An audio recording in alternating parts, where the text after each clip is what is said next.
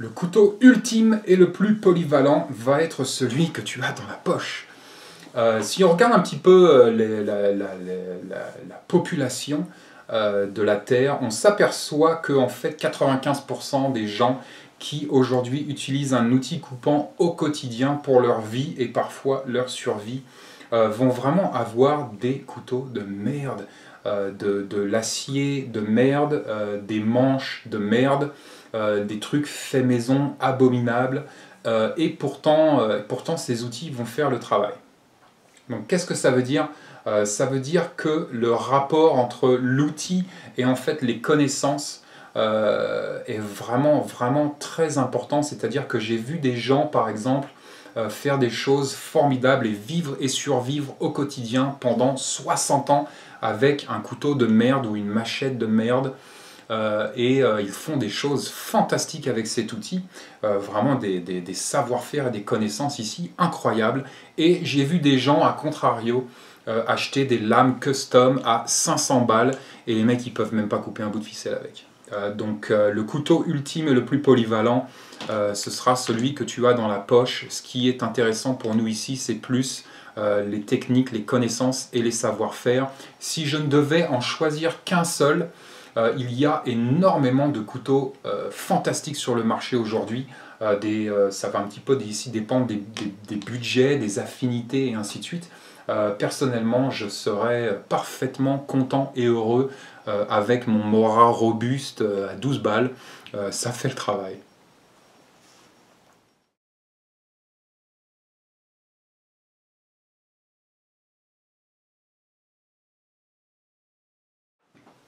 Bonne question. Pour moi, très haut. Rien que la communication, par exemple, c'est énorme et souvent décisif. C'est pour moi vraiment un des piliers de nos stratégies de résilience, que ce soit au quotidien quand tout va bien avec nos téléphones portables, de savoir quand aller chercher les gosses à l'école, s'il y a un problème, un retard au travail, toutes ces choses-là. C'est vraiment un outil irremplaçable, ou que ce soit dans des situations peut-être un petit peu plus dégradées, d'effondrement ou de rupture de la normalité. Après, c'est comme d'habitude, si ta stratégie de vie et de survie, c'est de partir dans les bois tout seul à la Robinson, l'utilité de n'importe quel multiplicateur de force, donc pour moi la communication par exemple, là on parle d'outils électroniques en général, mais là je parle vraiment d'un outil de communication, mais donc l'utilité de n'importe quel multiplicateur de force va devenir contestable, puisque tu n'as personne avec qui communiquer. Mais pour la plupart d'entre nous, et dans 99% des cas, ce sont des outils redoutables et d'une utilité irremplaçable. Rien qu'une petite radio AM/FM, j'en parle tout le temps sur le blog, j'en parle tout le temps sur YouTube, une petite radio AM/FM vraiment toute simple qui marche à pile, indépendamment du réseau de distribution électrique, ça peut faire toute la différence. Comme je le disais, on le voit au quotidien. Combien de fois on utilise notre portable par jour et combien de fois vous utilisez votre 12 par jour. C'est toujours une question de priorité, mais tout ce qui concerne l'électronique, que ce soit la communication, que ce soit la géolocalisation, le signalement ou la gestion des données, pour moi ça fait partie intégrante de nos capacités de résilience.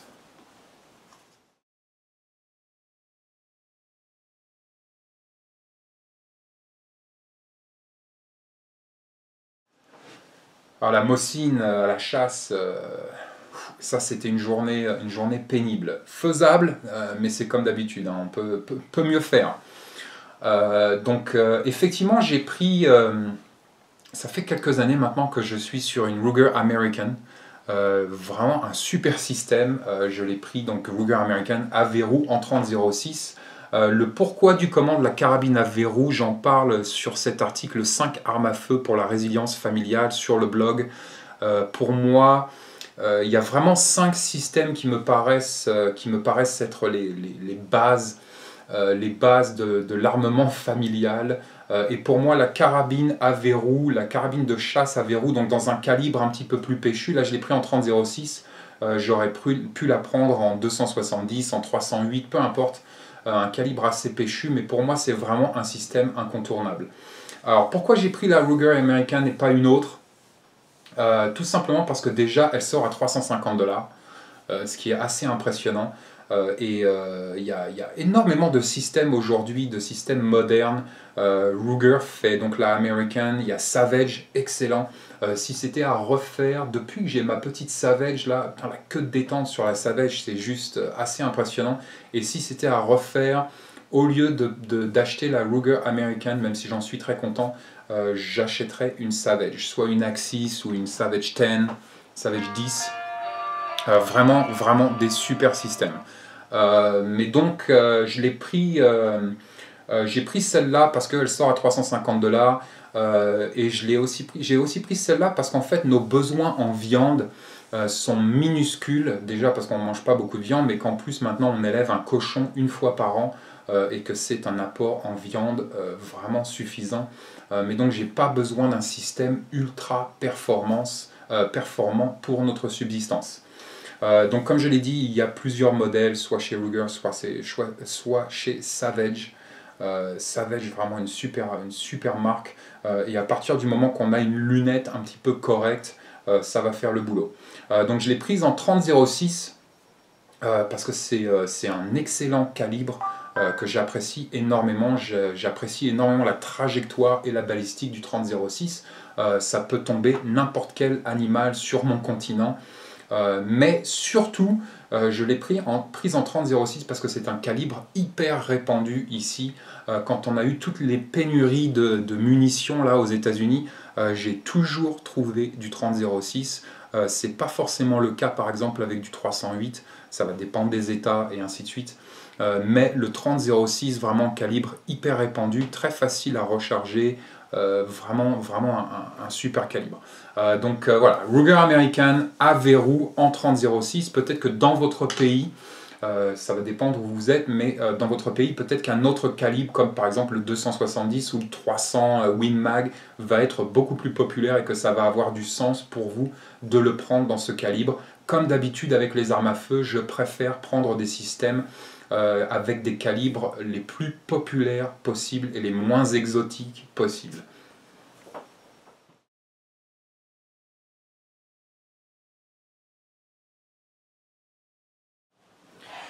La résilience quand on n'a pas de fric. Fric ou pas fric, la résilience c'est hyper simple. Numéro 1, c'est une question d'attitude.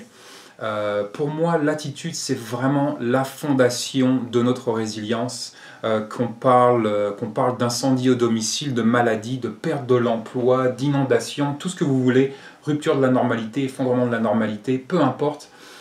Soit on se laisse mourir, soit on a la bonne attitude. Donc pour moi, vraiment cette question d'attitude, ça va être la fondation de notre démarche et de nos stratégies de résilience.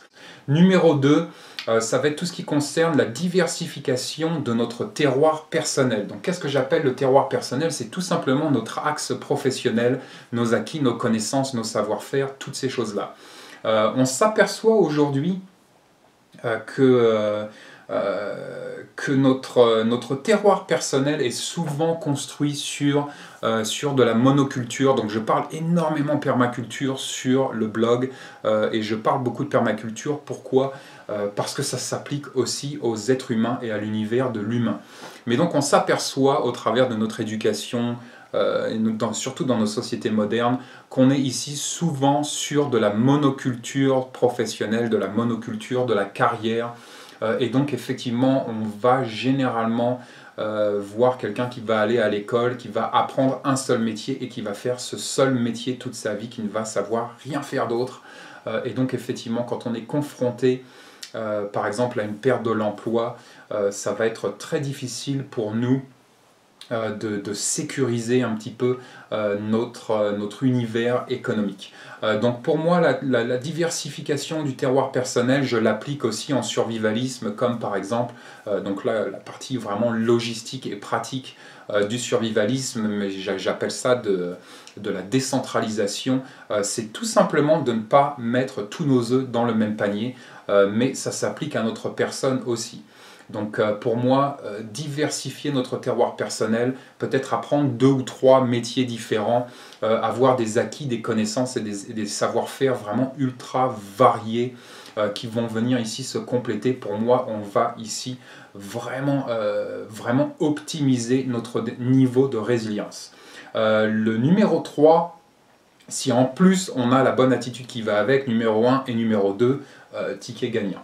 Numéro 3, ça va être tout ce qui concerne le lien social.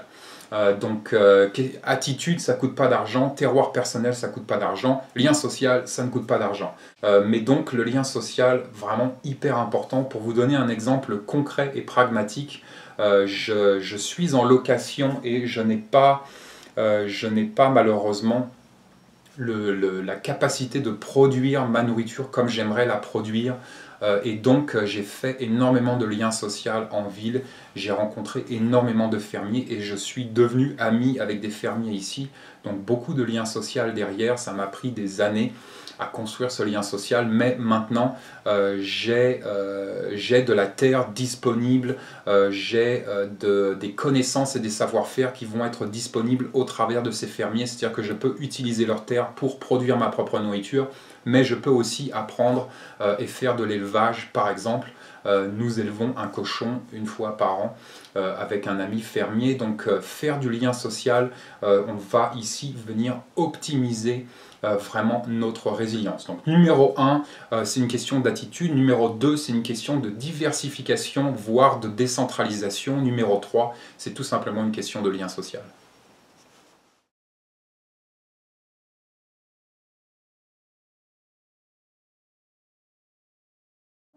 Personnellement, je ne ressens pas du tout le survivalisme comme quelque chose de pessimiste.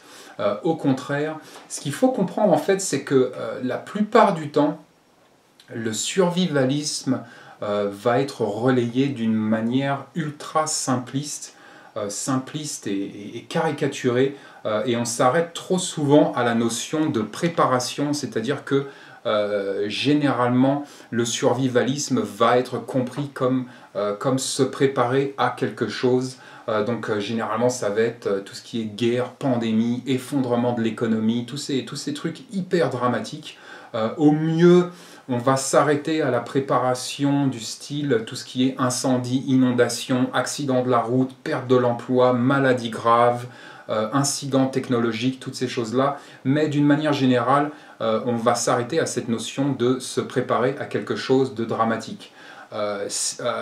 Bien évidemment, cette notion de préparation et donc de résilience, ça me paraît incontournable aujourd'hui, surtout si on considère la complexité et donc la fragilité de nos systèmes de support.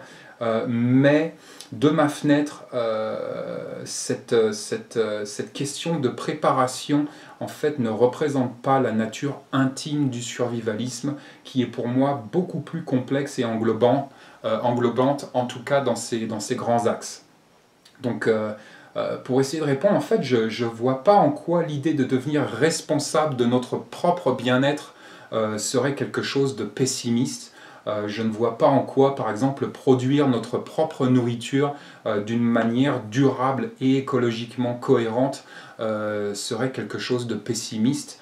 Je ne vois pas en quoi se former à sauver des vies est pessimiste.